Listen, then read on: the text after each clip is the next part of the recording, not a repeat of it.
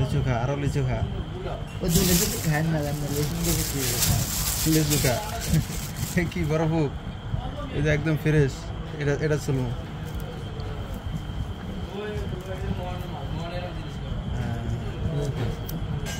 Same অবস্থা।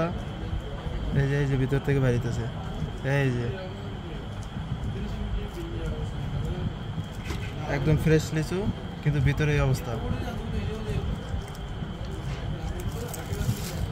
লিচু ভালো হবে কিনা তা শিওর না, কিন্তু এই লিচু খায় না, পোকা হবে এটা শিওর। এই লিচু খায় না।